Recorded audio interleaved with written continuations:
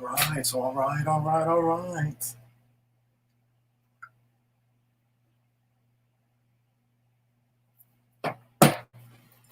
right. Get comfortable and get my legs crossed and stuff because I know it's gonna be some good questions tonight. Hey, Blogs. Hey, Monica. It's Q&A night. Hey, Nick. Get on in here. Hey, everybody. All right. Hey, everybody's Q&A. We got some good questions tonight, y'all. We got some good questions tonight. I'm still drinking my iced coffee, Blogs. And it won't keep me up. Y'all don't know me and Tremel drink coffee all day. All day. And we'll fall asleep like we never had it. Mm-hmm. It don't do what people, for other, like some people say, oh, I can't drink coffee because it gives me too much of a energy rush or what are you eating? But you know what? I ain't never tried. What you got? Something that broke off or something. Oh, that. You broke my mic? No, tripod. Oh, because we were going to fight. Why would I break that? Hey, Melissa. Yeah, I never tried none of them energy drinks. Like, ooh, Red Bull to me is nasty. You ever had that before? I had it in some vodka. Well, yeah, now they have, a lot of people drink. You know what? When I used to be out in the clubs dipping and doing it, people used to drink Red Bull before they went to the club. I ain't know what that was all about. I had a Jaeger bomb. What's the Jaeger bomb? Jägermeister and Red Bull. See, I never drank. When I was out in the club, I never drank mixed drinks.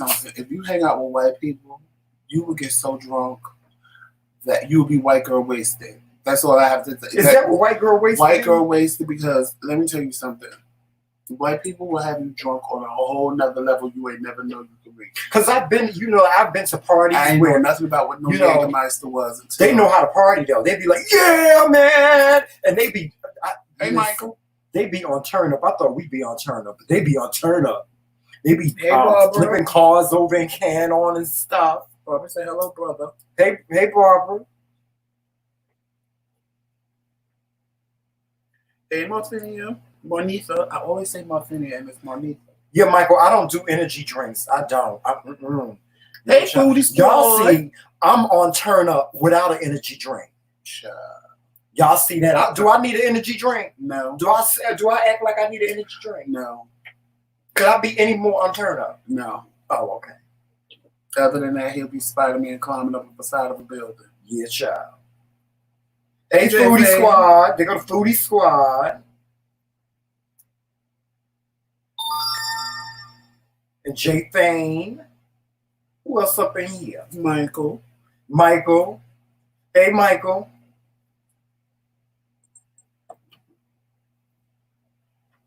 And Trisha. What is that? I don't know what your dog got, but he got something I ain't never seen. Jomel.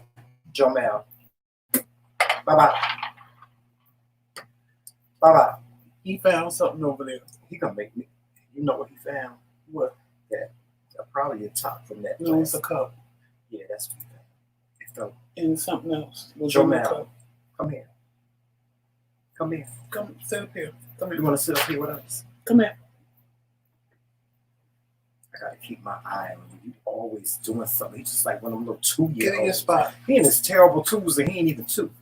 He ain't even 1. Jomel. Daddy, we got to look. Daddy, get ready to do a Q&A. Are you gonna? Hey, Trisha. No. Are you gonna behave? Are you gonna give us our time? Don't look at me with that cute little look on your face. Come, Jomel. Look at the people. Are you gonna give me problems tonight? Jomel. No. Behave. One day he's gonna take a grip of your hair. And I'm Don't give him no ideas. Hey, Christine. See, this morning I was bald-headed, right? Did I slay it? Or did I slay it? Jomel, did I slay it? He's just sitting there looking at the camera. Like he's confused and he don't know what to do. Jamal. All he doing is sniffing, seeing what he can try to put in his mouth to eat. Behave. Thank you. Thank you so much. I love the Baba. Daddy loved the Baba. Melissa said she like what you did with your locks. Thank you. Thank you. I know, Lonnie, I don't drink it on the regular. I did it because I was hanging out with my friends and they were like, ooh, have a Jaeger bomb. I never drank like mixed drink when I was out in the club. I never did that because I remember somebody made me a mixed drink that night and I ended up on the sidewalk doing this. But just to they had to call a cab and send me home. And drink a Red Bull, I could never. See, my drink was Jack Daniels, straight up with Coke on the side. Well, I would drink Old Granddad. You ever had that? No, I like mixed drinks. Old Granddad is like 100 proof. So other than whiskey, I was a whiskey man. That's what I was. I was a whiskey man. I didn't drink nothing but whiskey, brown liquor, child. When I got older, I stopped doing what, because like I would just go and mix drinks. I would like, oh, that's pretty. Could I have one of those? Ooh, I like that color. Could I have one of those? See, and didn't know what the hell I was drinking. Oh, you know what I used to like? But as long as it was sweet and I didn't taste the liquor. Have you ever had Thug Passion? No, I don't like those. I used to love Thug Passion and Incredible Hulks. Remember Incredible Hulks? You ever had that before? A Red Devil or a Purple Motherfucker? A Red Devil. I had that before. Joseph, that's too much. A Red Devil or a Purple Motherfucker. That was my drink. And what else did I used to drink? My friend Jamie, he was a bartender. He used to make this drink. He would never tell us what was in it, but it was like 10 liquors in it. I know this one boy, I told him, because I was flirting with him, and he was cute. And I said, make me a drink that tastes like you. And he gave me a drink. It was red. It tastes just like a Charms lollipop. I was like, oh, this is what you taste like. Okay. And his girlfriend was back there bartending with him. And she said, wait a minute. She took a little straw. She took a sip and said, that's just what he tastes like. I said, girl, you should have rotten teeth. I said, because if he tastes like that, honey, I'd be tasting him every day. Those was the days when I was out in the club, zipping it and doing right. it. Joseph, I'm doing my dance.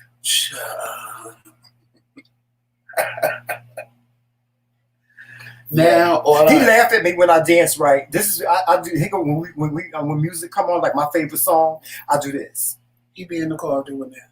But this is how he dance.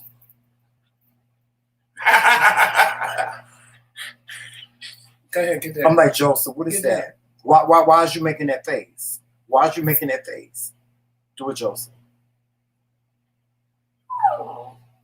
You know, I couldn't go out to a club today, like and listen and dance. Child, I'll be ready to go home. I go to a club, honey, and have one drink and be like, all right, it's time to go home and get in the bed. Now all you get me drinking when I go out is Southern Comfort and orange juice. And you know the clubs ain't the way they used to be. Like when we used to go to the clubs, they had 3 floors. They had the reggae room, they had hip hop, and they had house music, reggae, and then hip hop. I had a blue one blogs because they didn't know how to make the purple one, so he made me a blue one. It was okay. I prefer Red Devil over all of them because if you really want to make child 2 Red Devils and you on your ass. I don't know how I was drinking 3 and 4 of them in a night and making my way home. This conversation. We had this conversation before. Red Devil and now you're gonna is the devil. Act like you ain't got no sense. Hey, Michelle. What did I say? Well, I hope you feel better, boo. Behave. Michael, you too shy to dance? You want a treat? Not me. You couldn't pay me to not be. If I went to a club, I was going to dance. I paid to come and dance, and I was going to dance. Ooh, child, get on the floor. Your favorite song come on, and you start voguing. He didn't like. I never saw him vogue before when we was young. He wouldn't. He I waited until he left the club. Why was y'all like that? What? You know, like guys that because people prejudge you when you do that. Why? Because they just have this pre-notion that you're. I'm so mad that I missed all of that from him. You know, they just had. Not that you would prejudge me, but it was just. I would have loved to see you do that, Joseph. And you was in the right place for it, because I was. Because I used to vogue too, but you probably wouldn't have seen me if I vogued right. No, because I'm a baby. Huh? I'm a baby. I wasn't around it. Oh God, here we go again with that lie. Here's my lies from the book of lies. Y'all, let me tell y'all something. If y'all, so Tremel, I was taking oil of oregano, right? Because you know when the coronavirus came out, my cousin, she's a health fiend, and she was like, you need oil of oregano, you need elderberry. So she sent me and Tramel some elderberry juice and some oregano, oil of oregano. So Tramel didn't want to take the oil of oregano. Well, he took it in the beginning. Tell the story right. He took it in the beginning, but then the taste of it is horrible. No, he told me you need 2 drops. drop, right? So he gonna take the thing and take it in front of me. See, Jamel, he took two little tiny drops, like drop. Now he didn't know I was looking. No, I wasn't looking actually. He gonna fill the whole dropper up and go drop. And Gag Nation set in on me. Because that stuff is nasty. No, it's not. It's strong, Joseph. He almost killed me. It's nasty. Damn the coronavirus. I had oregano virus. It's nasty. Joe, man, get that. It's nasty. See, that's why I'll never let him give me nothing else. He always no, but then Tramel had put it somewhere and I couldn't find it. But I had got one thing about oregano oil. I promise you, if you ever congested, it will clear up your congestion in 2 to 3 days. That's no lie. I'm not taking that. It will drain your sinuses. It will clear out your chest. I don't care. I ain't taking this nasty. So I was like, Tramel, you gotta find it because I need it because I'm congested and I was getting an earache because it was like there. Gag Nation set in on you today. So today I took some and I was like, it just because you're supposed to drop it under your tongue. Gag Nation. So I'm thinking I dropped it under my tongue and I was eating when I did it. So I said, well, the food will push it to child. It just stayed right up in your cervix. Right up under my tongue. Right up in your cervix. It started going up over the sides and all my taste buds. And I was like, oh. Right on up in your cervix. I had to take a quick swallow of soda because that stuff is nasty. Right up in his cervix. But it will uncongest you. Did you enjoy it today? Was it tasty? Hey, Uncle Did Mary. it make your meal tasty? You want to take it with your meal, right? I was trying to kill the taste. Did you kill it? No. I was trying to kill Lord the taste. have mercy. I was trying to kill the taste. Man, thank you, J Payne. I was trying to kill the taste. He always doing something. He always trying to do something. Tramel, try this. Tramel, try this. And I'm sitting here minding my business. He just shoves stuff in my damn mouth. No, because like with the oregano, you'll be sitting there like before we came on. I'm sitting there, and then all of a sudden I'm like, Gag I can't Nation. breathe. Gag Nation. So I had to go blow my nose, Gag and then Nation. there's like a whole pile of snot, and I'm like, but it will open you up. The gags of Gag I'm telling Nation. you, 2 to y'all. 3 days, you will be opened up. It might open you up, yeah. It might open you up. You know it worked because when you was congested and doing it yourself, you know you even said the same thing. It's nasty. I'm not taking that no more. His whole head is in the cup. And then I tried to put it. His whole head is in the cup. Good. I hope it stay in there. That's what he get. He always doing something. He's trying to get something out of the cup. His head. No, the papers. Jomel, why? Why, son? You can put it back on your head. Oh, so now we're going to hear him chewing on a cup. He wasn't chewing on it. And you co-signs his shit. Why? Gotta keep him quiet. Why, Lord? Why? Welcome to Q&A night, guys. Oh, we got some good questions tonight. Are we going to proceed? Or should I make the announcements now? Whatever you want to do. Okay, let's make the announcements now. Okay, guys, thank you for joining us for Q&A night. Make sure that you put in your calendars that tomorrow we will be having a panel discussion. It's called Join Us for a Night of TBT. Truth Be Told. It's sponsored by Monica of MJ&J Family, and it is going to be also sponsored by the TBT Squad, which stands for Truth Be Told. Our platform will consist of Joseph and I and Monica of MJ&J Family. We are the TBT Squad. We did have a special guest. Unfortunately, our special guest, for personal reasons, family reasons, she will not be able to make it. However, we will have her on our platform at a later time, and we will let you know when that is. That's Alicia Middleton. She is a community activist. She is a co-host of a podcast called Two Mics Up. And she is also one of the leaders in the Black Lives Matter movement. To her, I'm so sorry that you're not going to be able to make it on our platform. Family, we send our condolences. Yes, we do. I'm so sorry that you're not going to be able to make it for our discussion panel, but the show must go on. So we will still have our panel discussion on tomorrow, and please, guys, be there. We need to have a conversation. This is a meeting. This is a town meeting. We're going to discuss some very important topics such as voting and Black Lives Matter. We're going to talk about mom life and some other things. So please be there. We need your attendance tomorrow night at 7 p.m. Eastern Standard Time, 6 p.m. Central Standard Time. We say that because Monica is in Central Standard Time. Also, don't forget about our contest to our giveaway, which is for this Google Chromebook. Okay, if you want a chance to win this Google Chromebook, you must answer the series of questions that we, the McRae Kingz, have put together for you. If you want to know what those questions are, you can go back to this morning's video and watch that. Didn't you do it this morning? No. Oh, yesterday morning, right? Or the day before. Are you going to do them later on tonight? I can. Okay. Well, Joseph is going to do the questions again later on tonight, so you will know what questions you need to answer to get this Chromebook. There will be a series of questions, and you will have to watch certain videos and listen to certain things in order to get these questions. All the clues are in these videos and in our podcast. So be prepared. Get a pen and paper now. Because at the end of this live, we will be, Joseph will tell you what the questions are. And this is a beautiful, beautiful Chromebook.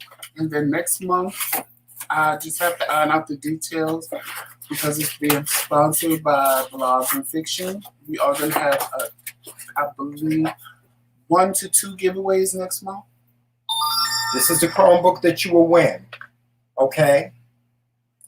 So if you want to get a chance to win this, please listen at the end of this video and answer the questions. You can't. We only have 2 people in the runnings now. There's 2 people in the runnings, and I'm very, very sure those 2 people that are in the runnings don't mind being the only 2 people in the runnings to win this Chromebook. There's no purchase necessary.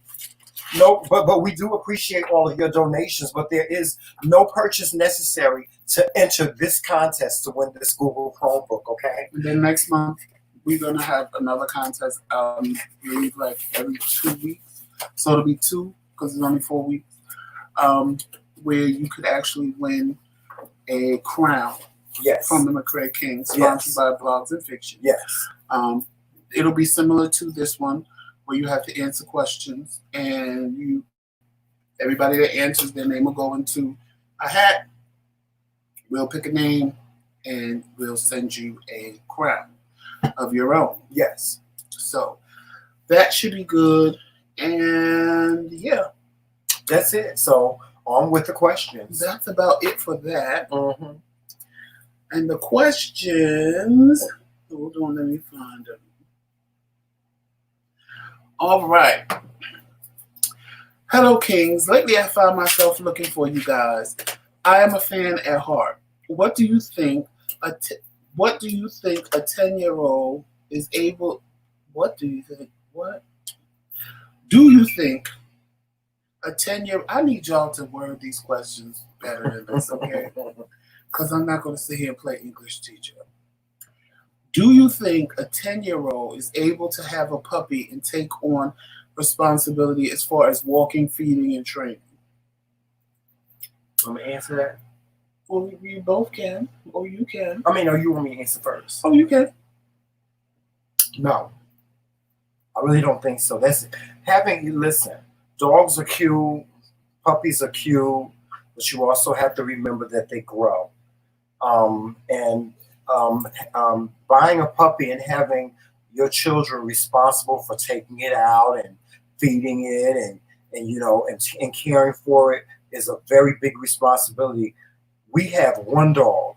I'm 53 years old, and taking care of one dog, and he's a puppy, is a task. And see, I speak from a place of I had a puppy rescue at one time in my life. I used to rescue pugs, and I used to rescue pugs, and there was the way I got these dogs is the movie Men in Black had come out, so there was a big craze. Everybody was buying pugs. Everybody was buying pugs because that pug, you remember the pug that talked in the movie? Everybody was buying them. These people were getting these little dogs for their family. Oh, they're so cute. Oh my God, they're so adorable. Oh, I just have to have one. Little Jenny has to have a pug. Spending thousands of dollars, like thousands. Like pugs cost like almost, some of them, they range up in the 10,000s. And some of them range anywhere from $1,000 and up. Believe me when I say this, I know I used to breed them. And what ended up happening was these people didn't realize that these animals grow. And their children were feeding them treats. I had one pug. The parents let the kids feed the pug bacon every morning. And the dog had diabetes. He had to get an insulin shot. An insulin shot. I had to give him an insulin shot every day. And this is because, you know, you see the dogs, the kids see the dogs and they think they're so adorable, but they grow up, y'all. The same thing happened when the 101 Dalmatians came out. The same thing happened. Dalmatians, and they did not realize how much of a stress a Dalmatian is. The shelters were full. So full, even the no-kill shelters were having to send them to shelters where they put them down because they didn't have a place to put them in. They couldn't afford to keep them. And remember, most dog rescues and most animal shelters, they depend on private donations to run. It's a lot taking care of animals. Have you ever been to an animal shelter? It is sometimes the most saddest place to be. You see all these beautiful animals behind these cages and they have no homes and they sit behind these cages, and dogs need love. And one thing about pugs is pugs, they survive off of emotion. They actually die from some of them. They're just like birds. If you don't give them the love and the attention that they need, they can get depressed and just lay down and die. So no, I don't think that it's a good idea to give a child a puppy to raise and make them responsible for that animal. An animal is still a life. Right, it's a life. You know, although they may not feel the way we feel, although they may not, you know, react the same way that we react, it is a living, breathing thing that needs love, attention. If something happens to it, you need to take it to the vet. They need their shots. They need care. People don't realize how much you can get attached to it. Like Jomel, y'all think it's easy to take care of Jomel. Y'all see, if you watch our shows, our live shows, Jomel is just like a little baby. We can't get a moment's peace sometimes because he wants our attention. He don't care about us being live. He don't care about all that. All he knows is that he loves us and he wants us to give him attention whenever he wants it, whenever he wants it. Not whenever we want to give it to him. And I used to sell marquee puppies. And baby, let me tell you something. Puppies, and my dog was spitting out 5 at a time. 5 at a time. Oh, I couldn't do it no more. That's why I made sure Jomel is a boy. But I made sure we got him fixed because I am too old for puppies. Yeah. Having puppies would be a nightmare for us. Would be a nightmare. Lot of work. Yeah, it would be a nightmare. And just imagine having 5 of them, all going in different directions, learning to walk, pooping and peeing all over the place, and then you got your 2 adult dogs that you got to take care of because the mother and father were mine. So I take care of the 2 of them. Then I have to make sure she's okay because she has to feed the puppies. It just became, and the cost of it was just ridiculous. Now I couldn't do it, but back then, you know, I had a banging ass job. I was making a coin. Right. So when you were younger, when she had it was, I forgot what they call it, but the puppies were sucking her milk so much that it was sucking the calcium out of her body, so she was just collapsing when she was walking. So I had to pack. And you know how much it costs to do that? And I worked take a dog to the vet. So I couldn't even wait till in the morning because that's my child. In my mind, that's my baby. Nobody's going to sit and watch their kids not be able to walk and just sit and say, "Oh, I'll take them to the doctor in the morning." You're going to get up and take them to the emergency room. I drove about 45 minutes away, and they charged me $200 just to walk through the door. Right. By the time I was done, I ended up having to use my rent money to pay for her. Come to find out, all I had to do was go to the corner store and buy her some Tums. I was pissed. Right. I didn't know. How did I know that? All I needed to do was buy her some Tums. That's it. So I paid like, and they make you feel so guilty at the animal shelter. They wanted me to leave the puppies. They told me I couldn't go to work. I had to feed the puppy. I said, let me tell you something. I took the pills just like this. I said, in Jesus' name, these pills gonna keep her the way she need to be kept. Let's get my dogs and let's go. So I took them all home, and I said, okay, girl, we going. I know they told me to give you one, but you got 5 little babies, and I don't want nothing to happen to you. So we gonna give you a pill and a half. So I was overdosing her. And then when one of my friends that sell dogs, he was like, oh, all you got to do is give her a Tums, it's calcium. I was like, a Tums? I could have went and spent $1.79. The same thing happened to me. And saved my $950 that I paid them just now. He was like, yeah, you should have called me first. I was like, I took mine to the vet, and they make you feel so guilty at the vet. Yeah, they do. If you walk out, they be like, this is your family member. You're not gonna take care of your family member. You just gonna walk out of here and let her die. I'm like, bitch. And like Michael said, more and more people now, because of the quarantine, more and more people are going to the shelters and buying pets. Oh, we're all home. We're spending time together. But what about when the quarantine is over with? What you gonna do when you go back to your regular normal life? The dog got used to you being home.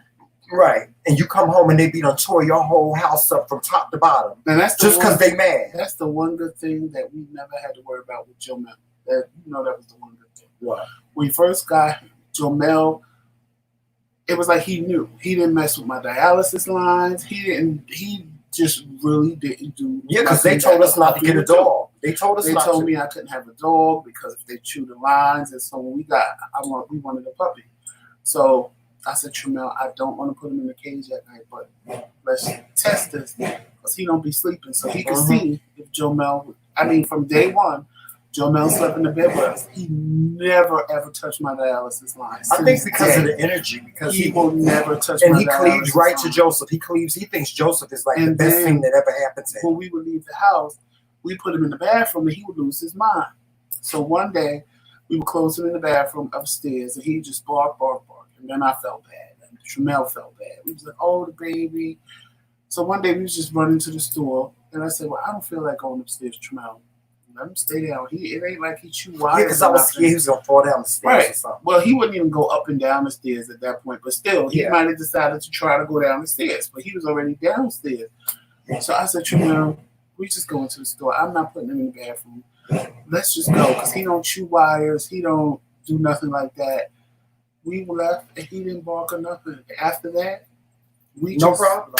Stop. Now he's barking because he's getting used to going with us to the store. Because we have to get him used to the car because he gets car sick. So now every time we go to the store, he thinks it's time to go out and go to the store. So he's right at the door running. As soon as we open the first door, because my car is in the back of the house. As soon as we open the first door, he runs out and waits for us to open the second. I said, Jamal, you can't come. And he be looking at us like, but Daddy, I want to come. But why not? I came the last time. Yeah. But like we'll bring him, and it's just one of us is going to stay in the car. Because it's too hot to leave him in the car by himself. Right. And it's against the law. Right. And they'll break into my car to get the puppy out before they will a child. And they'll let a child sit there and die. But as soon as they see the puppy, they'll call the police and break down the windows to get the puppy out. But we leave him home. Yeah. He's a lot, but he's not a lot. Yeah, he's like having a baby. I've had dogs that require way more than Jomel. Jomel just wants a lot of attention, and if you don't give it to him, he will. He demands it. Yeah, he demands it. He will embarrass you. Give him the attention. He will embarrass you. I mean, we've done lives and had to put him downstairs, and you can hear him screaming. The most you probably could get a 10-year-old to do is teach them the responsibility of feeding the dog and giving the dog water, because anything past that, it's like having a baby. And people don't realize, like when I was by myself and I had 2 dogs, and people were like, oh, let's go to happy hour. I'd be like, oh, I gotta go home first. And they like, why? I said, I gotta feed and walk my dogs, and then I'll meet y'all back there. Oh, you could just come. No, I have to go home and feed and walk my dogs, and when I'm done, I'll just change my clothes, jump in the shower, change my clothes, and I'll meet y'all back here. But it'll be over by then. Okay, well, I'll pay full price for my drinks. It's no big deal. People have to realize that when they get a dog, that's what your life is going to be. Now, if you choose to just leave your dog home until you get home, that's on you. But I just couldn't do it. I'm like, my dog is on the schedule. They know what it is, and if I don't come home at a certain time, they probably in there like, okay, where he at? Thank you, Medina. And see, listen, I don't recommend most adults get a dog. Really, honestly. You know, it's a lot of work. It is a lot of work. He's more than just cute. Like I said this morning, I showed the one lady at my doctor's office a picture of Jomel, and she melted like peanut butter. And she so much so, she went and got all the nurses, and they all was crowded around me. There was about 10 of them. Oh my God, he is so cute. And I'm sitting there like this. Child. No, girl. Is that water in there? I was like, child, you do not know. You do not know, girl. Let me tell you something. I could give Jomel and y'all, Medina, and all of y'all be sitting here talking about how cute Jomel is. 24 hours. 24 hours. I guarantee you be calling me Jomel if you don't come get this little sucker up out of my damn house, dropping PBs. I call him PB piss bombs. He be dropping PBs. We got one mop bucket that we keep. We got mop in the mop bucket that we keep for accidents all day. Because I told y'all, he don't, even with us, like, he don't like for us to touch. We can't touch each other. Sometimes when we be in the bed and we lay next to each other or something like that, he gets jealous. And he'll just squeeze himself in between the middle of us. And don't put him in another room, honey. The neighbors gonna call the police because they be thinking we trying to kill him up in here. Sexy Red, is that really a question you want me to answer? What's that? I'll answer it. What do we think? What do we feel about Kanye? Actually, you know what? Sexy Red, I'm gonna hold off on that. Yeah, because actually. That's a topic we're going to talk about on tomorrow's panel. Yeah.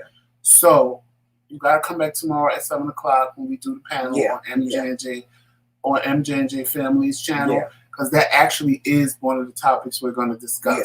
So it wouldn't be fair to talk about it now and then talk about it tomorrow. So if you really want the real answer, we will be on the panel tomorrow, and we actually are going to answer that question. And let's see. The next question is, hey guys, when can you tell that your relationship is over? Even though there's no cheating involved or nothing like that, but when can you tell it's over? Oh, I can answer that question. Real good. Real good. Most of my relationships that I was in during my adult life ended amicably. Meaning that most of the relationships that I was in, we just made a decision that, you know, we just needed to move on. We were adult about it, very adult and mature about it. The relationship that I was in before Joseph lasted 10 years. And we had some ups, we had some downs, we had some great times. We had some good times. But for some reason, things felt different. They just did. They felt different. We came to I guess you call it a come to Jesus moment or whatever. And we just made a decision that, you know, maybe it would be best if we were just friends. And that's what we did. We just decided to end the relationship. and ending the relationship. When you end the relationship, do that. End the relationship. That means you move on and you move forward and you move out. Him and I, we lived together. And so we just went our separate ways. Our lease was up. I took my things, he took his things. We split up whatever we bought together, and we moved on. Be adults about it. Just be an adult about it, you know. And then with those that want to end a relationship, and they think that the other person is going to be mad or whatever, you can't really worry about that. Your feelings are what's most important. See, a lot of people are afraid to be selfish with themselves when it comes to being in relationships. That's what happened to me. What you just said, because I wanted out of the relationship for the longest time, and I'm sitting there thinking, well, if I leave, what is he going to do? Where is he going to go? You can't worry about that. But then I came home from work, and guess who moved out on me? See, and I was totally shocked and livid, right? I was livid because of the stuff he took, and because you didn't do it first, right? You know what? I wasn't mad at that. I was more mad that you didn't come and tell me you was leaving. I was mad that I helped you at most vulnerable times in your life, and the only thing you thought about me was to lie and make me get up and take you to the train station before I went to work and pretend like you was going to work. But I knew.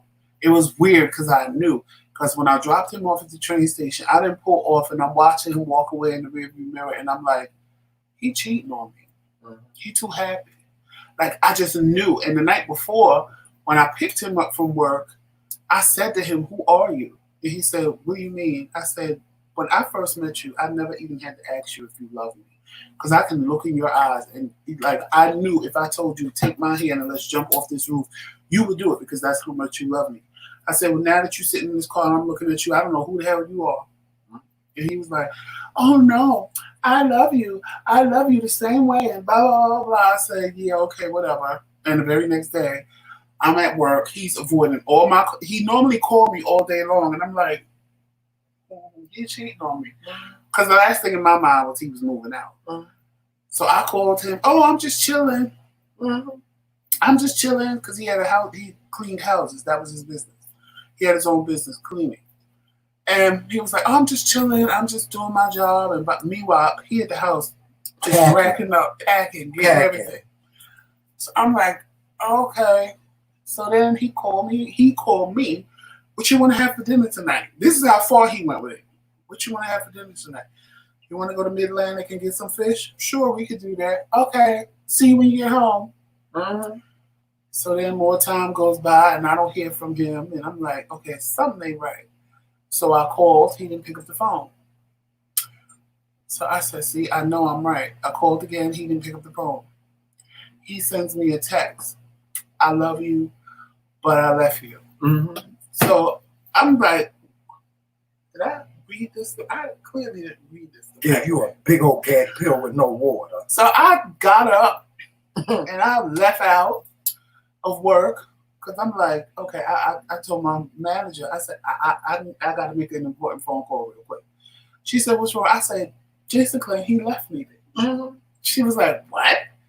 But we was just all at your house for a party like the week before, and didn't. I said, girl, I'm like one of the white women on Oprah. I had no idea I had problems in my marriage. She was cracking up. Woo! I get outside in the parking lot, so I called him. He would pick up the phone, so I sent him a text. I said, I promise you, if you don't pick up this phone, I will cause all kind of havoc in your life, and you already know. So he already know he knew I was crazy. He knew I was crazy, so he picked up the phone. I don't want to argue with you. I said, first of all, he said, I feel like I'm a maid to you. A maid? I said, well, I feel like I'm ATM well, Joseph, to you. Don't need to tell the whole relationship. Well, no, I'm just saying. I felt like I was an ATM there. I get home, everything's gone, stuff I bought. So, of course, now I'm mad again. Then I'm like, well, why did you take this and why did you take that? We acquired it as a couple. See, our money didn't pay for it. Well, what are you going to do? You better be glad I didn't take that big-ass TV in the bed. I said, baby, and if you would have did that brand new Lexus your mama brought, I would have went to her house and bust out every window in that car, and I would have bust out every window, and every day she fixed them windows, they would have got bust out, and I would have flattened her tires. So trust and believe you knew better than to do that. But see, you was sitting up there counting. You don't even realize it. You was mad because you didn't get to do it first. I you was could have did it because first. all he had to do was tell me. All you had to do was tell him. I'm moving out. And I would have said bye, because I wasn't mad. Honest to God, I wasn't mad that he left because I wanted to wear out. No, I didn't say you was mad because he left. Of how he did it. No, you exactly. You didn't get an opportunity to do it first, and that's what I'm saying. People, you got to be honest with the person that you with, and sometimes love hurts. Sometimes you can love a person and still not want to be with them. You got to be honest. Because then when you're not, taught me a lesson. When you're not, you get a big old gag pill. Oh, he taught me a lesson. With no one, you go, child, that pill be sitting up in your throat and you can't swallow. A big old gag pill with no water. There's no water anywhere. I got my water. Hope you got yours too. All right. So next, that's a good way to end that. Help, guys! I met this hot chick. Who talks like that? I met this hot chick, but it only went as far as one date. But then I ended up meeting her friend, who was also gorgeous. I really want to slide in the friend's DM. What should I do?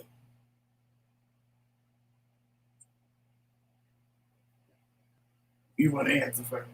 Because you know what I'm saying.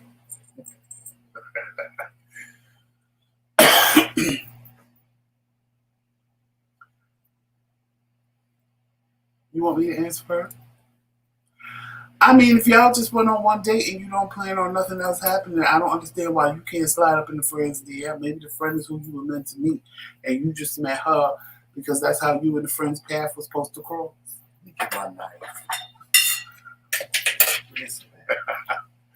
Maybe that's how you would. No! Maybe no! No!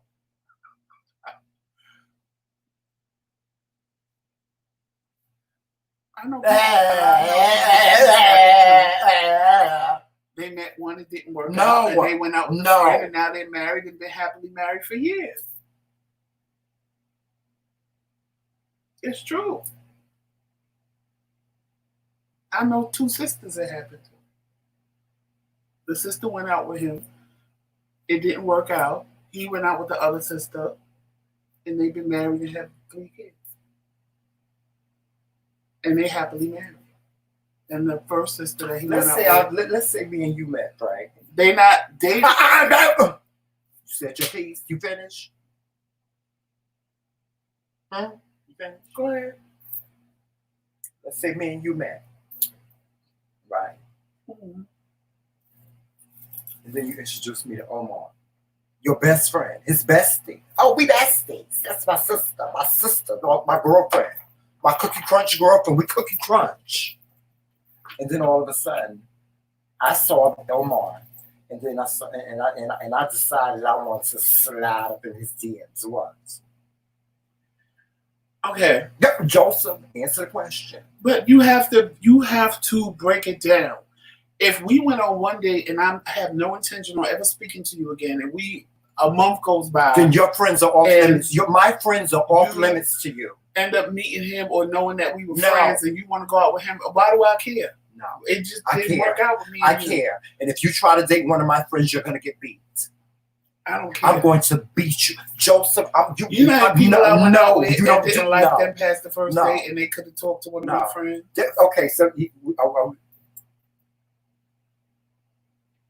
Well, it's different if I liked them and we saw each other more than once and we was going out, call ourselves quote-unquote dating. That's something different.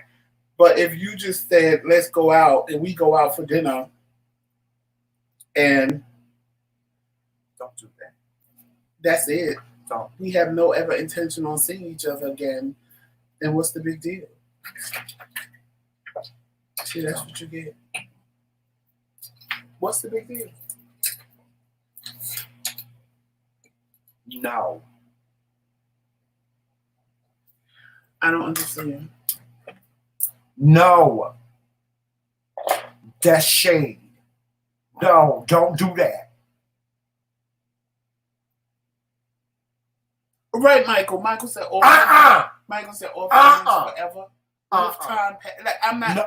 If you dated somebody, Joseph, we have had this conversation before. Right, but I don't understand. If you just went out with somebody one time, they don't give you dibs on that person. Yes, you do. No, it don't. In my book, it do. Well, it's an unspoken rule. It's an unwritten rule amongst friends. Now what? Maybe the reason why they went out with you is so that I don't want. You ever heard that song by Loretta Holloway? Y'all used to go out to the club. What's that song called? Dreaming of Me. Dreaming of Me. I don't want you. I don't want nothing that looks like you. No. I'm not attracted to anybody that my friend is dating. If any of my friends are dating. No, I'm not. I'm not doing that. And I'm going to punch you in your face. I'm going to punch you in your face. Medina agrees with me. I don't care who agrees with you. I'm going to punch you in your face. If it's just one day. If you my friend and I went on a date with this child, honey, and then all of a sudden, that next thing I know, I see y'all on a date. I don't care if it didn't work out with us or not. You're going to get beat. Beat back like a birthday cake. I'm going to beat you. But if you don't own that person. I don't care if I don't. I know I don't own if y'all was dating. It's a matter of respect, honey. It's disrespectful. For weeks and months and stuff like that. It's disrespectful. But just because somebody take you on a date, that don't give you rights to them for the rest of your life. No, I didn't say I had rights. Well, clearly, I had rights. If you're a friend. I didn't say I had rights, but my friends are off limits to you. I'm going to beat you in your face. So what if the person didn't know no. Matter of fact, I retract that. What if the person didn't know that was your friend, but your friend knew that you went out with? That's a totally different story. That's a whole totally different story. Well, your friend knew, so why is it different? What do you mean? Okay, let's use me. Don't use you. Don't use you. Use somebody else. I'm trying to use it. Don't use you because you know I'm bipolar. I have visions. I have visions. Don't use you. I'm telling you, don't use you. So your friend, so let's say Kevin. Kevin sees you going out with John. Mm-hmm. John don't know Kevin, but Kevin knows you went out with John. John approaches him to take him out. He's supposed to say no? When he already got a report from you. I don't like him. We went out one time and he's boring and he's this and he's that. So now he's supposed to not go out with John because you went on a date that you didn't like? That makes no sense. We are not going to agree on this. So you will want to move on to the next question. You will want to move on to the next question. No, I agree with you. I agree with you, the diva. But if you just went on one date, it don't matter. It's not your husband. It's not your boyfriend. It don't matter. It's just somebody that said, "Hey, can I take you out to dinner?" You go out with him or her, and you come back and tell your friend, "Child, it was so boring. I'm never going to see him again, or I'm never going to see her again. And child, I hope they don't never call me again because I can't even imagine." But then they meet your friend. And in the process of meeting your friend, they interested in your friend and take your friend out and things start working between the two of them. Why would you get mad because they took you on one date? I don't know where y'all grew up at. I don't know where y'all got y'all morals from. But with me and my friends, there was always an unspoken. We didn't even have to have a discussion about this. We didn't even have a. And I agree with you. Like. No. You don't agree with me because my friends, we didn't even have to have a discussion about this. If I went on a date with somebody, I don't care if the date didn't work out or not. That was somebody that my friend dated. I don't care how many dates it was. I don't care if y'all went on a date for 2 hours. No, that person is off limits to you. But the universe could allow. And anybody that sits here and says that that's okay, when you see them two together and their relationship is flourishing and all that stuff in the back of the other person's mind, because in the back of my mind, because I can't, because if I don't want to go to jail, I have to do it in the back of my mind. In the back of my mind, I done stabbed your ass. Why? When you didn't like that person? I don't care if I didn't like no person. So what?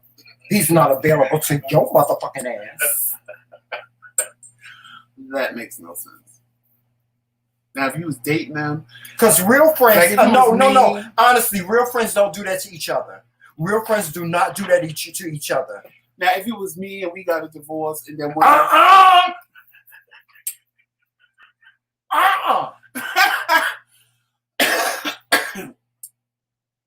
Raccoon.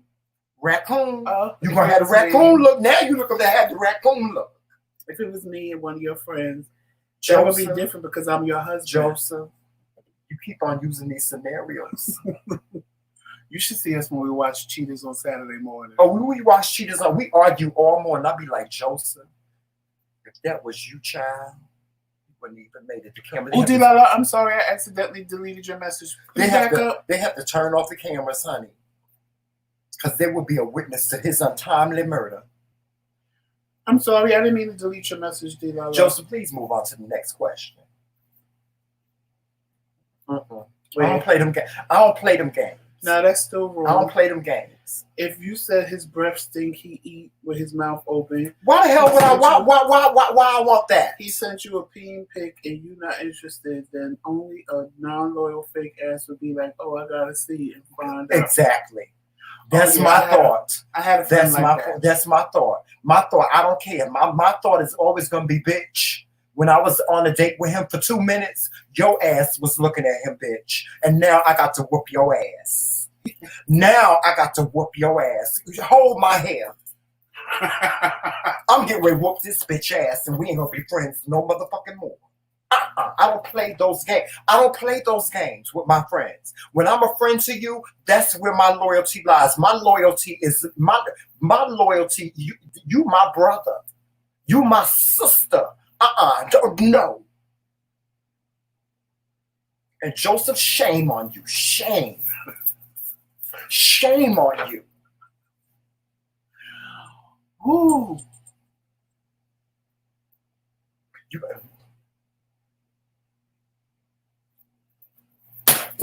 See, that's why you're chain pillow.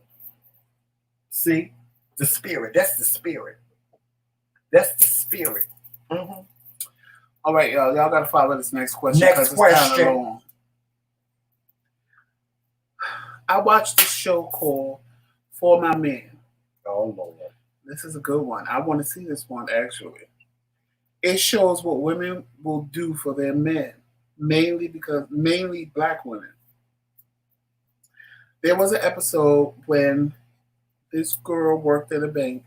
Her boyfriend and her brother robbed the bank.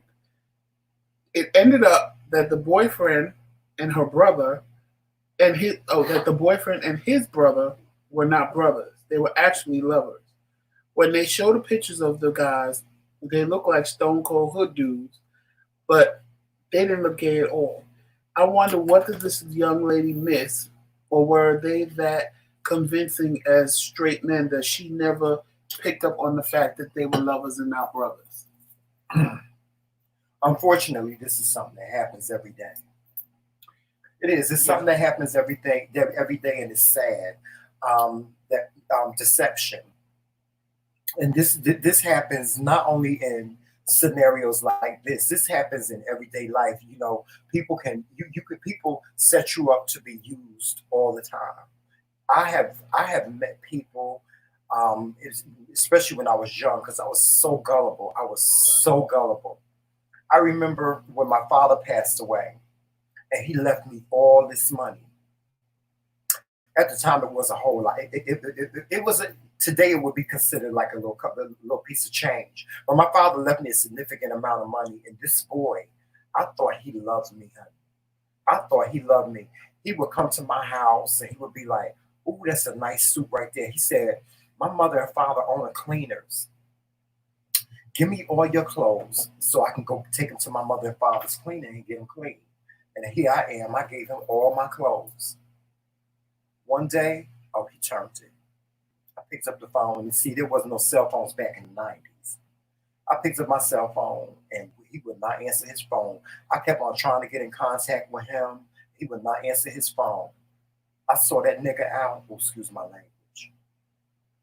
And he had on one of my suits. I wanted to kill him. I told him, I said, "You take my shit off right now." Take it off. Take it off. He said, "Oh no, I'm not taking this off." I said, "Oh, you're gonna take it off." And I wanted, and I went on. I said, "You're gonna give me all my credit? I ain't giving you shit." Well, to make a long story short, see, back in my day, I had long hair. I really did have this much hair. I had long hair, and I used to carry a razor blade up in my head. I cut him everywhere but the bottom of his motherfucking feet. You hear me? I cut that. I cut it. I said it, and I told him, I said, "If you don't take it off, I'm gonna cut it off you." But long story short, I ended up losing all my clothes because he deceived me. That's what he was after. He was after my clothes. He was after my clothes, and he was after my money. And he had me so love struck. I did every single thing he wanted me to do. We was in the car one day. We was in the car one day at McDonald's. And I used to carry a little small, you used to carry one of the little small Louis Vuitton bags. Mm-hmm. And I used to keep my checkbook in there and my wallet and all my money and stuff like that. Child, we got to the drive-thru and I could not find my bag. And he sat there and cursed me. He said, "You know what? You are so stupid. You always losing something." Not realizing that the motherfucker had stole my bag. He took it and put it in his pants.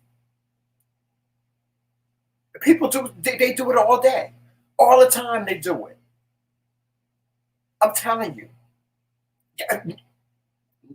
Joseph. It happens every day and it's sad. It's women in jail right now. I told y'all I was working at the Verizon store and this girl came in and she wanted 2 iPhones and 2 tablets. Mm-hmm. I sold her everything, activated everything, and the next thing she came in the store and talked about she got robbed. Mm-hmm. So I asked the lady that was at the door check. I said, "Did you see her get robbed?" Mm-hmm. She said no, because now she done brought these iPhones. Her quote unquote boyfriend told her, "Thank you for the phones for me and my man," because the other boyfriend was in the car. "Thank you for the phones for me and my man. Here, you can have this tablet." Gave her 1 tablet, drove off, and left her at the store with no way to get home, no nothing. And she's standing there looking stupid, crying to me. I said, "Well, I don't know what to tell you, bro. The most you can do is, suspend the lines, but you owe $1,000." She was responsible for all of them. Because they're under your name. Well, they stole. No, they didn't steal them. You gave them to them. They don't want to hear that. What am I gonna? I don't know what you're gonna do, girl. But you owe for the phones. You just started an account, so you owe for the phones. You're really gonna make me pay? Yes, you owe for the phones. What do you want me to do? You gave $800 phones to people, to your quote unquote boyfriend and his lover as a gift. Mm-hmm. But I was robbed. I said, "Well, she said she didn't see you get robbed. Now, if you was robbed, you could stay here and call the police and tell them who robbed you." "Well, how am I going to get home?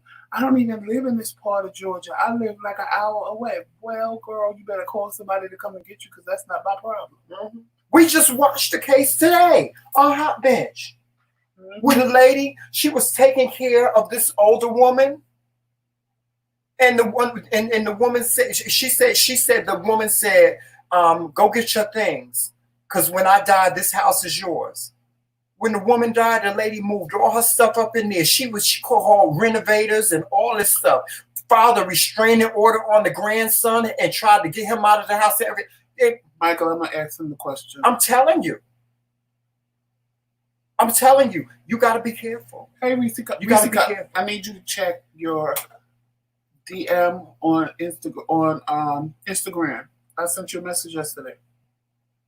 Michael said, "How do you learn to trust after experiencing something like that?" Michael, when Tramel told me a lot of stuff that happened to him, I asked him something similar. I said, "How do you love when I'm a Sagittarius. My optimism is amazing. He's an extraordinary person." Yeah. Because some of the things that he's going through, if I went through them, I would never love anybody. I would never trust anybody. I couldn't do it. I just couldn't do it. See, my own family did it to me. But we won't get into that. But my optimism is amazing. It's just the heart that God gave me. God gave me this heart that is resilient. And I have always been able to come out of things okay. And I've always come out victorious in the end. I'm victorious. This right here, my husband, this is my victory. This is my blessing. and I've loved. I've loved. I've been loved. I've been adorned. I've been used by men before, and I've always, for some reason, been able to pick myself up and just do it again. I've always, because I've always believed in love. Not me. And that my heart, I always let my heart and my spirit guide me. I listen to my first mind. Sometimes my mind played tricks on me because I did. You know what? For the most part, throughout my life, when I didn't listen to what my first mind told me, when I didn't listen to what the spirit told me, it was my downfall. It was my downfall because when I had a sense, something used to say, Tramal,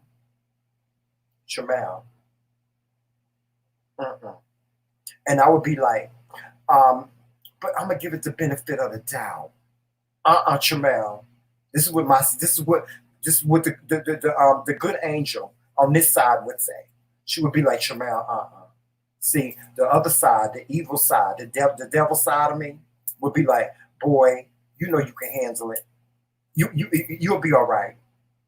And I would listen to him. And every time I listened to him, it always got me in trouble. My father used to tell me, your own head is going to get your ass in trouble.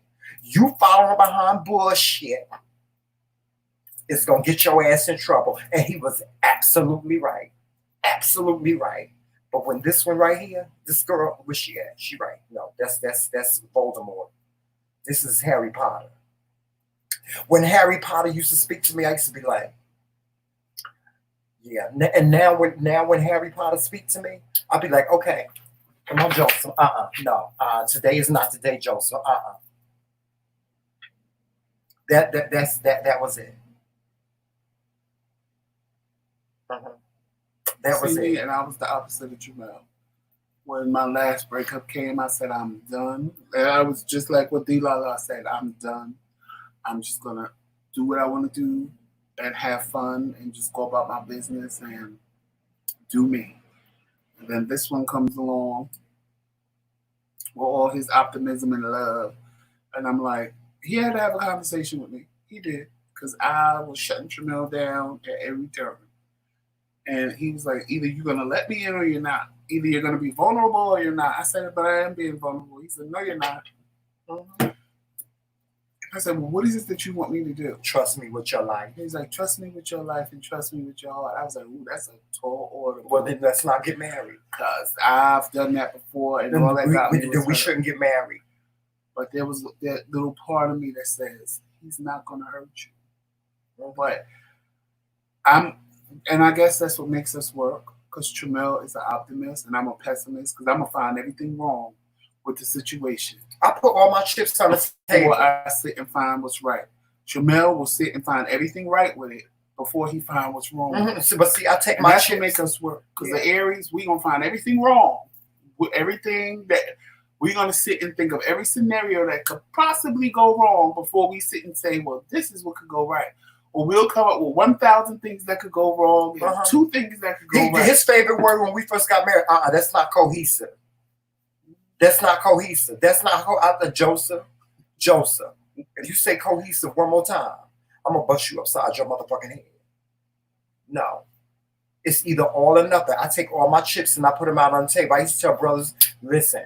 And see, I wasn't one of those brothers that slept around and stuff like that. Yeah. I've had my bouts, but I wasn't one of those brothers that on a normal basis. I wasn't that brother that just slept around with anybody. If I laid down with you, I would tell you, I play for keeps. It's either all or nothing. It's all or nothing. If you can't do it all, as much as it's good, as much as the grinding is good, and we dipping it and doing it, I don't care how good it is. If I can't have it all, it's nothing. Don't be afraid to walk away, even though it's good. Don't be afraid to walk away. You have to take what you want, and that's how I've always been. And sometimes I've lost because the other person was like, no, I'm not ready for no relationship. Okay, if you ain't ready for no relationship, bye. I'm not gonna sit around and tag along on your ass and let you drag me. No, I'm not doing that. I'm not doing that because then I'm gonna have to stab your ass one day. I'm gonna have to stab your ass. No, I'm gonna have to stab your ass. And Monica, you're right. Once you close yourself down, it's hard to open yourself back up. It ain't hard to open yourself back up. You have to. You know what? No, I'm not gonna say that. That's just for me. It wasn't hard for me. I was always able see because I scraped my knees a lot as a kid. I fell a lot. And I had to run in the house, and my grandmother had to put a Band-Aid on my knee so so the scar would heal. And so I fell a lot. And learning, and because I fell a lot, I was able to just get up. My grandmother used to say, "Okay, I gotta put your Band-Aid on." It was this one lady. Every day I used to fall. The next, this lady ain't know me from Adam. Every time she would see me fall, she would be like, "Come here, baby. Come here." I'll fix you up. And she go in the house and get her little first aid kit, put a little Band-Aid on. She said, "Now go on out there and play with the churn." And I would and that's what I did in life. I fell, I scraped my knee, and I got up and I did it all over again because I was in love with being in love. I was in love. Any other Aries in the chat other than Monica? Because I know Monica is going to agree with what I say. One thing about Aries, if we do something and are not successful at it, we will never do it again. We don't want to do it again. If we have to do it again, we will. But it ain't the first thing on our list to do because we like to be successful at everything we do. I know. And we like to conquer everything we do. And if we can't conquer it and win in it, we will never participate in it again. That's what happened to my Wi-Fi. And that's just how I am. And I'll be like, Joseph, calm down. I tell them, if I'm not going to win, I'm walking away. Yeah. Like, I don't want to But I'll be like, Joseph. And what I always say, you got to look at things from both Joseph. You got to take it and look at both sides of the spectrum. He'd be like, no, I'm not doing that. No, I'm not doing that. One, and I'm done. But yeah. The next question is, because we almost done with questions.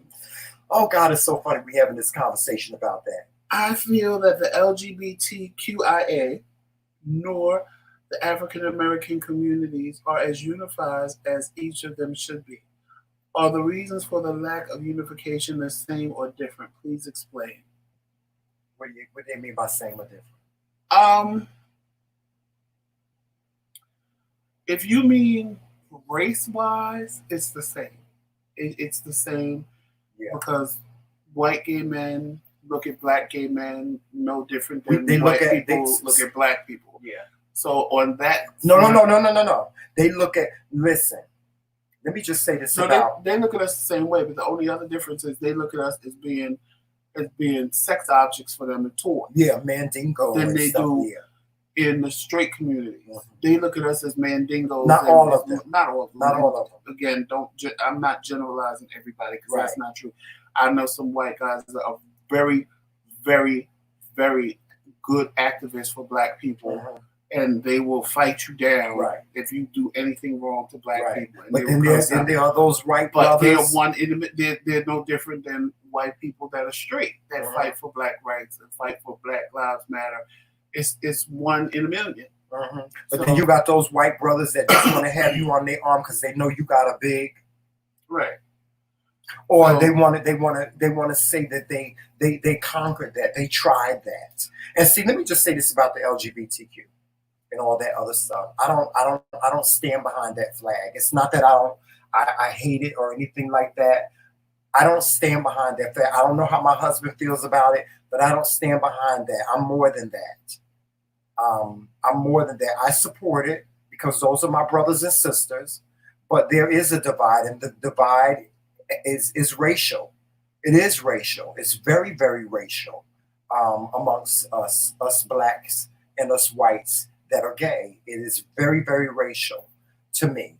I've had entanglements with white brothers, and they just wanted to just swing from a tree with me like I was damn Tarzan or some shit. You know, or they just wanted to have a conversation and say, oh, well, I just wanted to pick your brain and see what your thoughts are on this. No, bitch.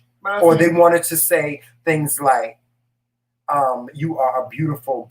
You are so beautiful. You're such a beautiful black man. Oh my God, you're so beautiful. Your skin, and think that that's a compliment. Or they would do what they do now. They have their separate parades. They have their separate celebrations. But we're invited to them. But there's our presence is kind of faint. We don't really get included in all that menagerie and all that pomp and circumstance. When it's the race issue, well, it doesn't matter. White people treat us all the same. Whether we're gay, straight, they treat us all the same. It across the lines. Now, if you want to just do it on the black side, again, it's the same thing. Black people are going to be black people.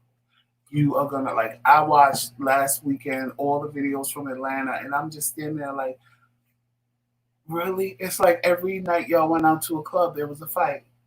And I'm like, this is why I can't be bothered. This is why, like, I just can't. And watching these videos, it just makes me sit back. And again, I don't want to get too much into this, right? Because we're going to talk about it tomorrow.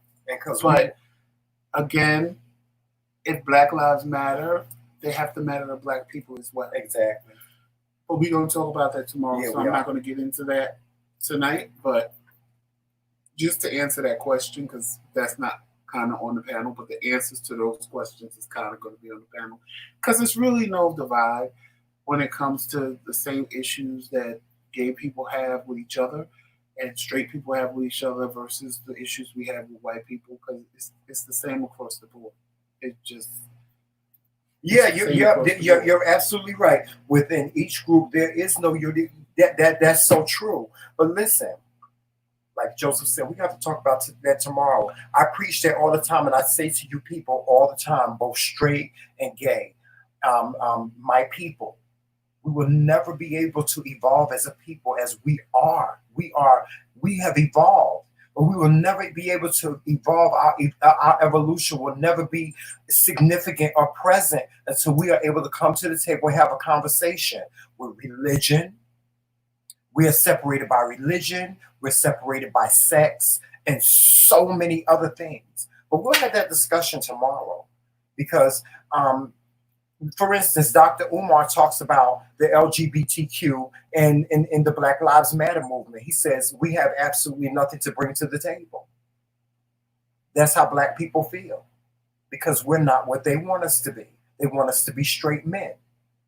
So, that's a conversation that we need to have on unifying. We need to unify as a whole, no matter what we are.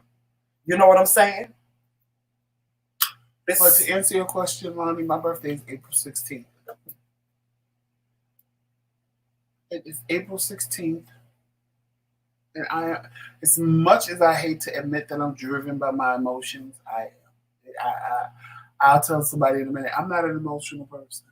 But I'm driven by my emotions. I had to learn to accept that. Because for a long time, I'd say I'm not driven by my emotions, but I have to say that I am. Yes, it is. Black gay clubs are different. Even back in our day. Black gay clubs were different. Our house music is different from their little dance music and stuff like that. It was totally different. The atmosphere, the ambiance, everything was totally different. Now, I have to say, a lot of the clubs that I used to go to, there was really no fighting the way, it is now. It is now. It's all about that. Ooh, but they have been. I wish we could go back to the old days. San Francisco, where if black men went to this white club, they would actually put ground up glass in their drinks because they didn't want them in there. Or they only let a certain amount of black men in there, or you had to look a certain way to be able to be black to go in there. So there's a lot of stories out there about what they were doing to us going into. No, he ain't drugged. He's sleepy. You know what? Usually around this time, guys, and yeah, Jomel is kind of quiet because usually around this time, Joseph is hooked up to the dialysis machine, and we're in bed. We don't usually come on at night. The only time we come on at night is on Thursday nights. It's very difficult for us to come on at night. Used to being laying in the bed. Yeah, he's technically used to going to bed. We go to bed at the same time every night. We or old at least men. Be laying in there. We old men. Although Joseph like said here and tell you he was born. He wasn't born in the 70s. Born in the 90s. Child, please. We old people. You know, old people. We go to bed at a certain time. We eat at a certain time. Well, no, we don't go out the house after a certain time. At least 10 o'clock, 11 o'clock. Right. Because the thing I hate is when I wake up in the morning and I still have like to sit on the machine till it's done. So I know if I hook up at 9 or 10 or 11, I'll still be asleep for 8 hours. But like if I hook up later than that, and because normally lately I've been really exhausted. I don't know why. So I've been waking up at like 8, 8:15, 8:30. But normally I get up at like 5, 6. I've always wanted to go to San Francisco. San Francisco is one of the places I've never been. I've always wanted to go to San Francisco. I've been to California, but I've never been to San Francisco. I've always wanted to go, and I'm trying to convince this one to. I just want to go for a vacation. I want to go. If I go to San Francisco, the only thing I want to do because I did it in New York 2 years ago. And I want to go to Folsom Street. Hey, let me see your transcript. I want to go to Folsom Street because I want to see the real deal, not the New York version. The New York version of what? Folsom Street. Oh, okay. He Tremel Hart can't take that. Wow. Oh no, yeah. If that's what you're talking about. Oh no, we're not going there. Tremel Hart. No, you can go you just go. You are not putting a leash on me, Joseph. No, I didn't say we. I ain't putting on no damn leash. I didn't say we was going to participate. When I went, I just had on regular clothes. I've seen videos down there. No, we ain't My going there. My video came up on Facebook where this guy was up against a fence and he was whipping them. And to see people, like, it was just amazing to me. No, I'm not going. Because in New York, they can't get as risky as they do in California. Yeah, they be having sex out right there in the open. Just like, hey, how you doing? Want to have sex? Sure. Bend over and just do it. No, we ain't going there because I have to punch him in his face. Wanting to tie me up like Kizzy. You know, Dila, my mother said the same thing because I was almost born in California. She actually got back to New York, and by the time she got back to New York, I was born a couple of days later. But I was actually almost born in San Francisco.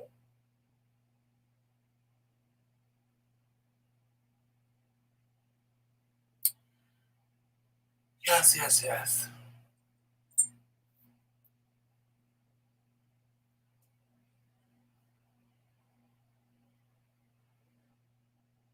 That's exactly my. Really, Lonnie? You know, it's hard to find people born on April 16th. You will find people on the 15th, on the 17th, all the week that we born, but never on the 16th. April 16th is like the hardest day to find somebody born on. You ever paid that attention? That there's not a lot of people in this world born on our birthday. All around us, but never on our day. Thank God. Because y'all crazy. Y'all. Yes. So that means you're a beautiful person. Oh, Lord. Another one. It's you're another a beautiful one out person there. Like me. It's another one out there. Monica's April 2nd. Yeah, his birthday is the same day as mine. But I can't say his because Lonnie could be a woman as well. Lord so I don't know. So I shouldn't have said his. I apologize if you're a woman. Lord have mercy, help us, Lord. It's another Aries out there on their birthday. It's the 16th, Jesus. Was you born in 1990 as well?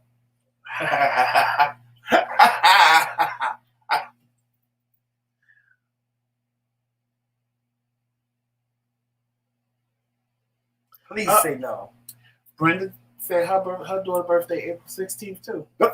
Lord. Another beautiful person. We're all gonna die. We're all gonna die.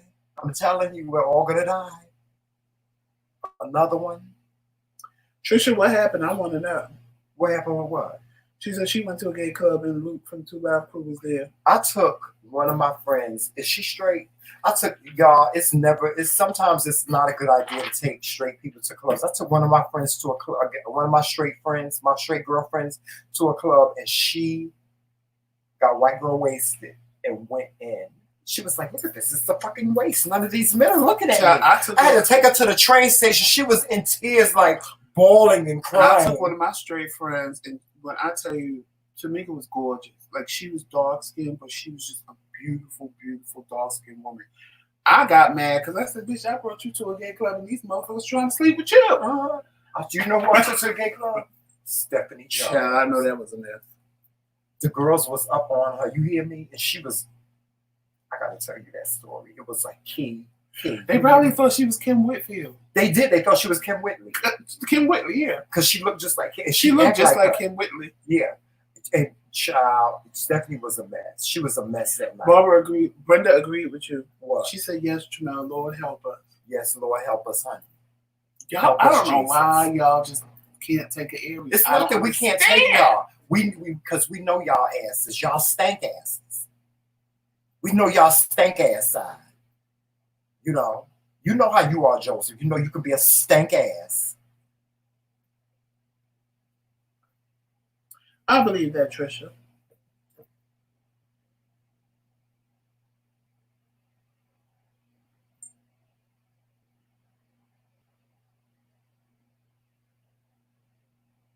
Some women can't take it though. I took my sister to the club one time, and she was like, "He's yam services. He's yam. Y'all don't know what yam services is. We got to explain. I'm gonna do a gay what is it, etiquette? Okay. Or gay etiquette for dummies. I'll tell you the truth. 71 for me. 71 for you what? No, Lonnie was 1951. Okay. And I'm 71. No, I thought you was 1990. I'm 1991. In his head.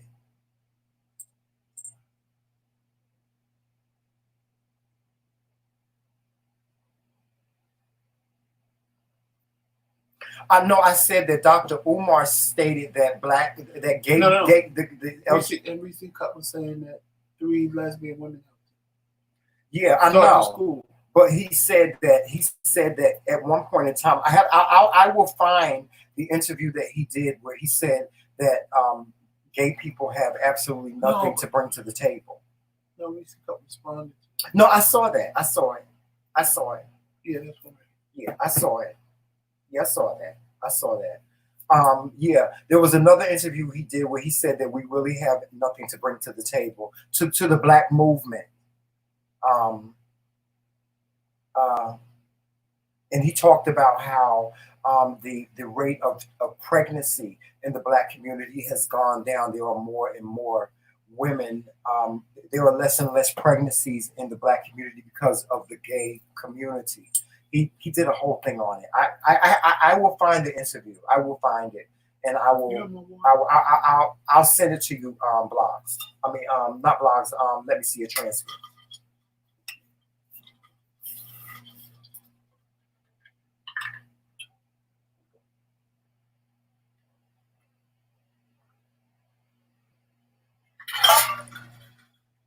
Oh, that's so cold and good. Man. Because this cool iced coffee ain't doing nothing but making me thirstier because it's too. Well, it's not too sweet, but it's sweet. Yeah, I don't dig him either. I really don't. I really can't get with his program. You know what? I'm. Sometimes I feel bad because I'm so not into the whole black movement thing. I'm just not. Because I just feel like I try to be. I just feel like in order for us to do better, we need to treat each other better. Yeah, we have to have a conversation. And I just can't. The things I see online and the things that people say out of their mouth, and they sit and say, "Oh, I'm pro this and I'm pro that," and as soon as something happens, like me and Trina had a situation, and as much as both of us wanted to go in and drag people on our channel and say what we wanted to say and put it out there, we thought about it and said, we can't get up here and tell these people every day to be better and how to be better and to do better. And we sit here and we do the total opposite of what we're telling them because that means it's a lie. Right. And that's a step in making a change.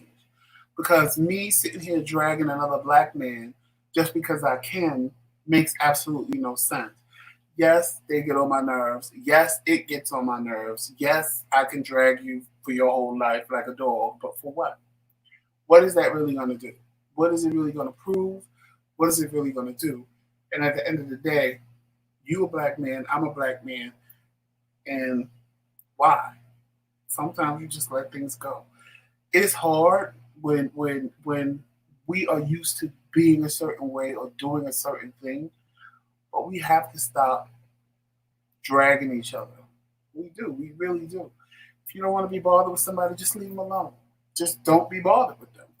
Just leave them alone. Don't be bothered with them and move on with your life. Right. And that's why, like, sometimes when you hear Tramel talking about issues about black people and the Willie Lynch letters, I sit there quiet, like, because I'm like, in my mind, it's like, okay, these people are listening. Because we have to have understanding. We have to have understanding of why we treat each other the way we do. And the Willie Lynch letters. It's not that I have a problem with that. I just feel like you're wasting your time. Not because they're not you guys, because people aren't paying attention. Right. So that's what I mean. Right. Not that you're wasting your time talking about it or people are wasting their time listening. It's that, yes, 5 people are going to listen to you, but these are the 5 people that are not doing these things anyway. Because as much as black people will sit and preach, oh, I'm better, I uplift black people, and I do this and I do that, they don't. The first opportunity they get to try to drag you or use you or whatever the case may be, they're going to jump on it and that's the part that pisses me off. And then I sit there, honestly, I sit there like a white person and say, well, let them go ahead. Let them do it. And they'll learn eventually. And I'm black. But that's my attitude. Like, I ain't acting like this. Let them go ahead. Let them make a fool out of themselves. Let them do whatever they want. I ain't got to deal with them.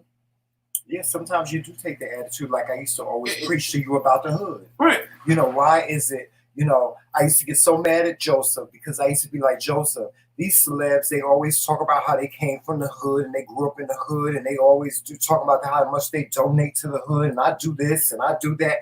But we live right around the corner from it. I ain't seen Jay-Z there. I ain't seen Beyonce there, but they always talking about all this money that they contributed. Oh, and they contribute in silence and all this. But the hood still look jacked up. The hood is jacked up. And then Joseph was like, Tramel, you got to go in there and really look at the ignorance of these people.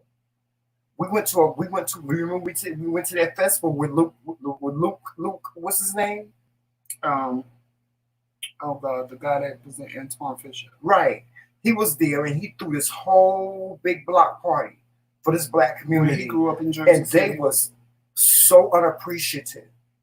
Oh, they was complaining see how they was about the food just because it was free.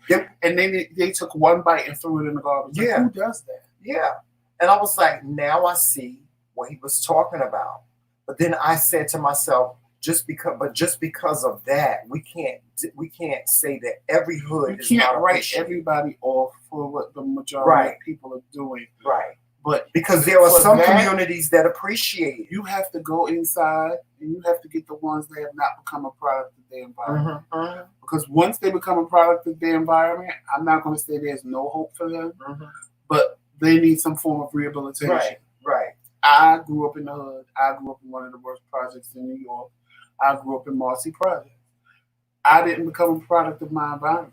Mm-hmm. I talk about ignorance all the time, and see, ignorance to me is not knowing. It's not knowing.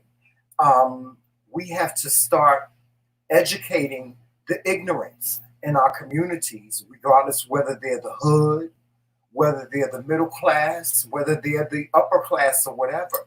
We have to start upgrading our communities, and we need to get on the same page. We're not on the same page. We have those that make it, and they be like, I ain't going back there. No, I had that life, and I'm not messing with them ignorant ass people.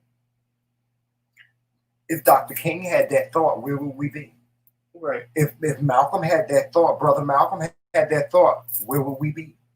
You know what I'm saying? So, you know, it's y'all. The conversation has to be had, and nobody wants to sit at the table collectively and have the conversation because this one don't like this one. This one don't like that. This one got this on. No, this one don't like the gays. This one talking about I'm tired of sissies. I'm so sick and tired of sissies in the choir stand and all this other. It ain't gonna work. The conversation ain't gonna work. It's not gonna work because guess what we're gonna end up doing? We're gonna end up doing the same thing we doing now. Black men killing black men. Black men jumping on gays because they don't like us because we gay. They killing the transgender women in the streets and saying, oh, it's not a sad thing that they did. Well, what was they doing? It's gonna continue to be that way. Because we don't want to sit down and have the damn conversation and stop judging goddamn one another. That's what the motherfucking problem is. Damn all this nice shit. That's what the fucking problem is. You leave this alone. Let this go. If you can't do nothing about this. You can't kill this. Because where we married at, there's another goddamn married couple somewhere in this country. You ain't gonna stop it. It don't matter. This don't matter, but my voice does. My support does. That's what goddamn matters. But guess what you ain't got? Cause you so prudish. Oh, I'm from the Church of God in Christ. Fuck the goddamn Church of God in Christ. That's the motherfucking problem. Religion. I'm quoting my sister, Queen Mother, T.S. Madison. Religion is the downfall of the black community. It's the downfall. Until y'all get with that and get with a whole lot of other shit that y'all doing and not unifying with your brothers and sisters and sitting down at the table and having a goddamn conversation. Our brothers and sisters, these police officers are still gonna put their goddamn knees in our neck and kill us. Yeah, what you gonna talk about tomorrow? Oh, well, I got more to say. Oh, trust me, I got more to say. This is just the beginning. This is just the beginning.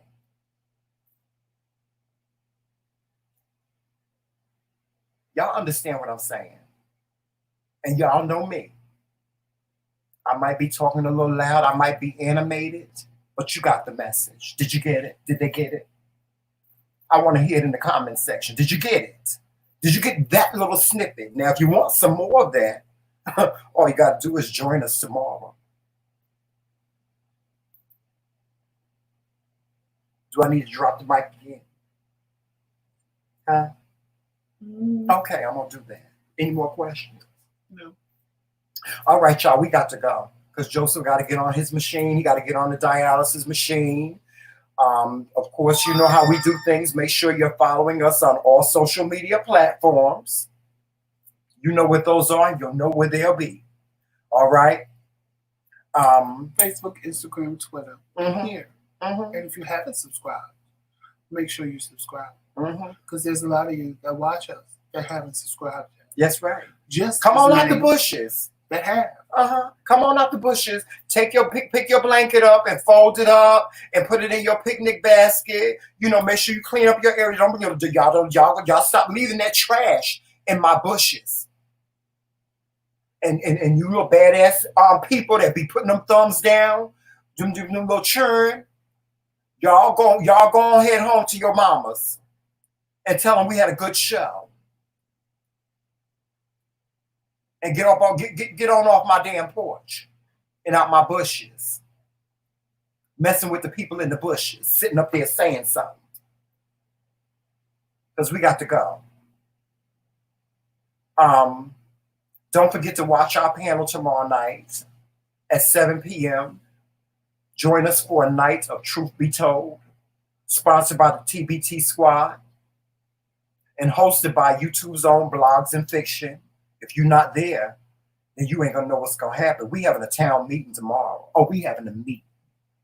What they say is a meeting in the ladies' room. If you wanted to be a meeting in the ladies' room, let's have a meeting in the ladies' room. Let's have a meeting in the men's room. But be here tomorrow night for truth be told. And let's have this conversation. Let's start this conversation. All are welcome. I don't care. I don't care. I'm not gonna talk all this mess. All are welcome to the truth be told. And we're gonna have a real discussion. We're gonna have a conversation about some things.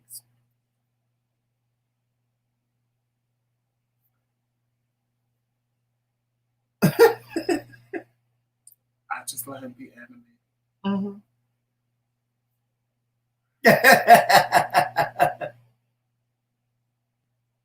That's right.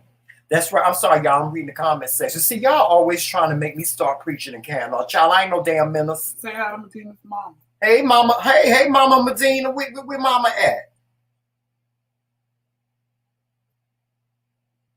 I saw her when she popped in. Where's Mama? I said, hey. Jomel, you want to see Jomel? I don't even know where he at.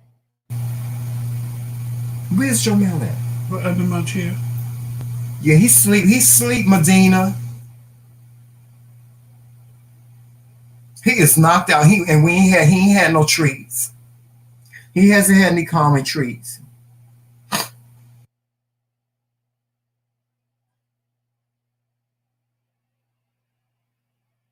You said stop acting like you. Huh? You said stop acting like you. Yeah, you cutting. You said sing.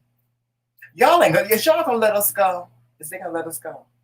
Probably they don't like to let us go. Y'all don't like to let us go. Is there anything else y'all want to discuss tonight? Do we need to discuss anything else? Any more questions? Anybody need to discuss anything? Anybody need? Y'all want me to? Leela Jaden. Hey, Hey, Mama Lila. Hey, Mama Lila Jaden. How you doing? Listen, y'all want to come in? Anybody want to come in? I'm gonna give y'all the chance. I'm gonna give y'all. What time is it, Joseph? 9:51. It's 9:51. I'm gonna give y'all until 10 o'clock. Should we give them till 10 o'clock? Okay. I'm gonna put the link in the chat. Y'all seem to be more talkative at night. So let's see if anybody want to come in and y'all sitting up there saying something. Let's see if somebody from the sitting up there saying something crew want to come on up in here and say something. The link is in the chat. Just click the link and follow this and follow the instructions. You take the link. If you have it's better if you have an iPhone. If you have an iPhone or Apple product, you just click the link and put it in Safari, and you're on. That's it. With Android phones, it's a little harder, ain't it? I guess. I don't know how it goes with Android phones, but just click the link and follow the instruction. If anybody want to come in and sit up there and say something, instead of sitting up there saying something out there, you need to sit up there and say something right here. You don't come up in here trying to carry on, because I got my nights on post, and the nights do protect us. So tread lightly through the kingdom, and y'all remember.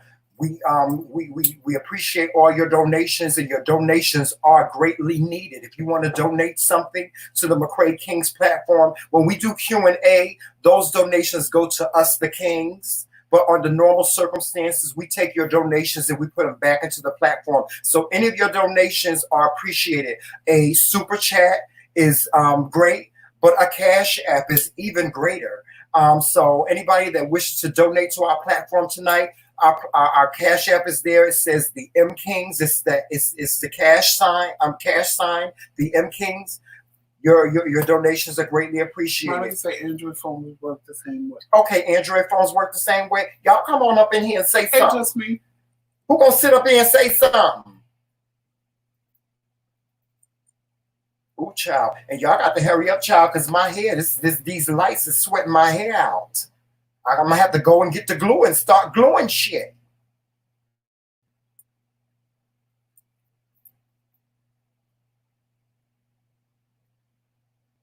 Who is that, Monica?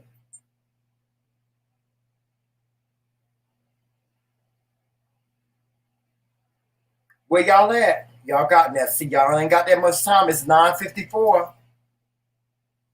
9:54 and count. Y'all got 6. Is it 6 minutes? 6 minutes. You got 6 minutes.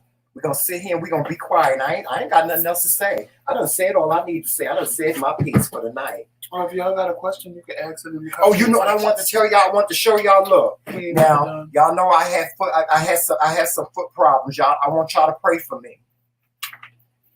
But I'm gonna stand up and show y'all the damn shoe. Ooh, I got my zipper zipped up. Yeah, zipped up. It's zipped up. I want to show y'all these shoes that the doctor got me wearing. These little duck feet. Look at these shoes that the doctor got me wearing. Oh my Lord, have mercy. Look at that. Y'all see these shoes? Ooh, child, I ain't lifted my leg up like that in a long time. Woo. Yes, y'all. So y'all pray that my feet get better. I gotta wear these shoes for about a month. That they're carrying. I'm having my feet are being treated. It's from the diabetes, but I'm not in danger of losing my feet. But I just had to have some surgery on them, guys. You can do it tomorrow. You can do it tonight. I'm not going to bed no time soon. I'm not sleepy. So you could do it tonight, or you could do it tomorrow after the show. Do what? Either or, it doesn't matter. What are you talking about? Because if you do it now, I know it's you. If you do it tomorrow, text me first, because I won't answer if I don't know it's you. Trisha, these shoes are not cute. I feel like a duck.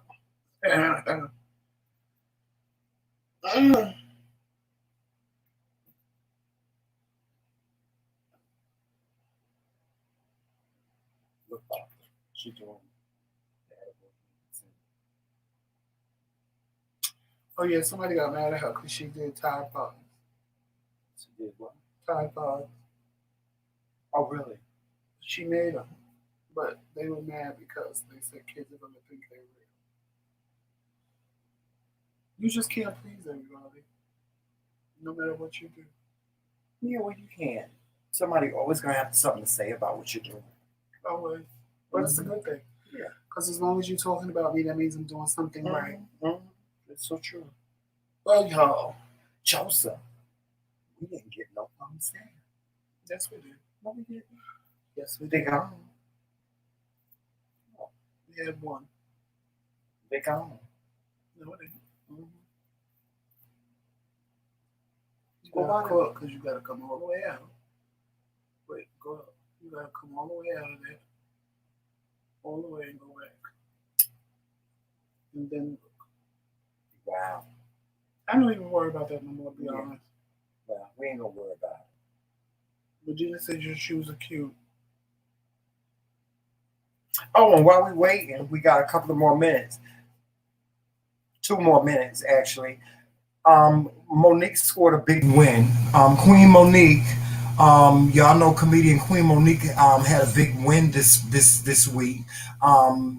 Netflix tried to have the case that she has charged them with.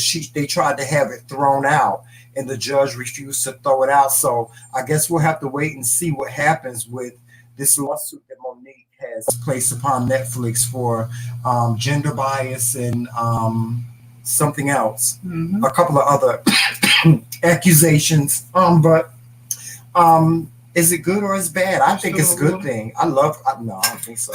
No, just a little bit in there. I love Queen Monique, and she is worth the money that she is asking for. If you've never seen her perform her comedy, if you've never seen her do stand up, you truly missed out on a treat. There is and if you really want to have an appreciation for her, there is a show that she did, a one woman stand up. It's actually on Amazon, called Monique. And I tell you, she will have you in stitches on this. Go over to Amazon and put in the search. That stand up that she did was Genius. It was genius. She did it's an old show. It's from back in the early 90s, like no, the early 2000s, like 2002 or 2003, I believe it was. It was when she was very heavy. She was very big. When I tell you, I was at that show. It was in Biloxi, Mississippi. Funny. When I tell you it was funny, she would have you in stitches talking about her son, talking about her marriage, because she had just gotten divorced. Like she talks about for women in prison. Oh yeah, the women in prison. If you never seen that one, when she did the women in prison stand up, it was on Netflix. Y'all, let me tell you something. I don't care. I stand behind Monique, and I think she's right.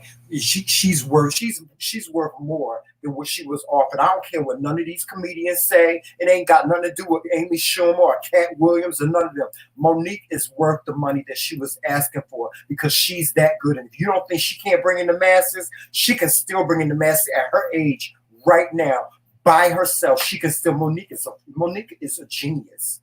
When it comes to comedy, she's genius. And I'm telling you, this is a win for her. And I say, yay, Monique. Monique, if you should happen to look at this, yay for you. I'm behind you 100%. All right, y'all, it's 10 o'clock. I guess someone want to come down from the sitting up there saying something section and say something. So we can ready sign off here because my husband got to get on the dialysis machine and I'm hungry. I need something to eat. Again, make sure you follow us on all social media platforms. Facebook, Instagram, Twitter, and of course here on YouTube. Make sure you hit that subscribe button, like, and share. Mm-hmm.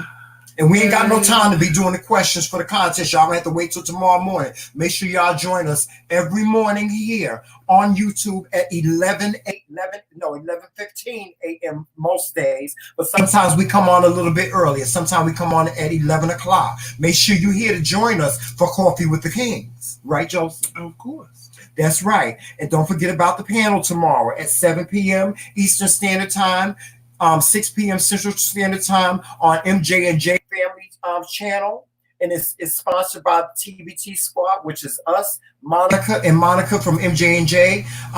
Truth be told, join us for a night of Truth Be Told. Let's have the conversation. Let's start the conversation. We finished? And if you want some McRae Kingz merchandise, that's right. You've heard us say tonight, just check out our boutique. The description box will have the link for the boutique in there. That's right. And if you need to send us anything or contact us, our email, our wish list, our Amazon wish list, and our PO boxes will be in the description box as well. Mm-hmm. Yes. So on that note, as we always end every live, walk in peace, love, sunshine, and remember, always remember, it's Team McRae. All damn day. Talk to you soon. Y'all. Say bye. Say bye. Bye, y'all. Bye, mama. Bye, mama.